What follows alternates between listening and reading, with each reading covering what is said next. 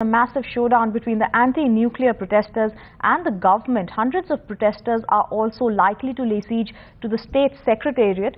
Several political parties, fishermen, anti-nuclear activists are also likely to join the protests. Our correspondent Vikram Gopinath is joining us from Ground Zero. Vikram, protesters are driving down from Kudankulam to Chennai. How is the government planning to combat this protest? Well, massive security has been put in place in Chennai after anti-nuclear protesters have declared that they will lay siege to the Fort St. George, the secretariat here in Chennai. In fact, it's supported by several political parties, several mainstream parties like the MDMK, the VCK, and other political parties, and a few fringe groups of the left are also supporting this huge anti-nuclear protest. It's a massive show of strength. The anti-nuclear protesters, a few of them actually have come down all the way from Kudankulam to Chennai. There have been several checkpoints in between. People were stopped, they were questioned. In fact, even near the assembly, people were stopped. In fact, no private vehicles are being allowed. But this area, this has been allocated for the protest site, and over here already about hundreds of cadres of several political parties and anti-nuclear activists have converged at this place, and to show their protest against the government's decision to go ahead with the Kudankulam project. Now, they clearly say that the Kudankulam project should be stopped. The Section 144 that's been imposed at Irundakarai, which has been the nerve center or the epicenter of the protest, should be removed from there. And apart from that, of course, that people over there, the key members of the People's Movement Against Nuclear Energy, people like Uday Kumar and others who've been leading the protest, they should, all the cases against them should also be removed. So these are the demands that these political parties, as well as the anti-nuclear protesters, are keeping in front of them. But the state and the center is definitely not heeding to it.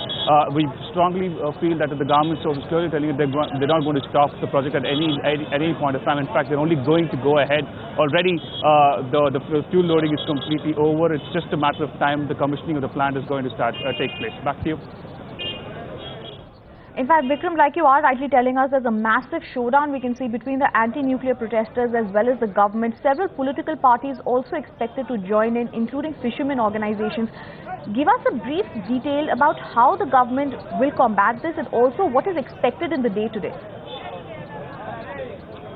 Well, the state government, of course, has made security arrangements across the state. They've made checkpoints at all the places, all the key routes from Irundakarai to Chennai, and even at several places in Chennai, they've placed a lot of security checkpoints, massive police presence.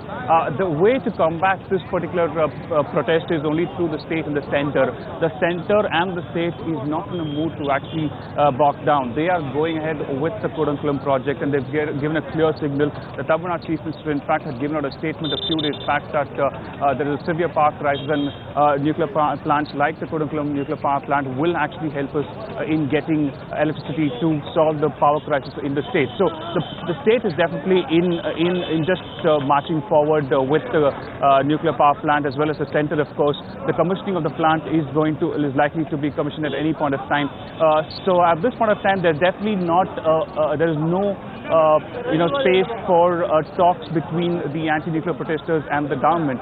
But the anti-nuclear protesters feel that this is a last-ditch effort to stop the plant. Apart from demands like stopping of the plant, stopping of the commissioning of at the plant, they also say that Section 144 that's been imposed at Irundakarai should be removed. At the same time, the cases that have been registered against several people in Irundakarai, which is the nerve center I was telling you, should be removed. And in fact, even now, people like Uday Kumar and Pushparayan feel they're not able to come outside because they feel they'll be detained by the police, and hence they strongly feel they are continuing with the protest over there itself.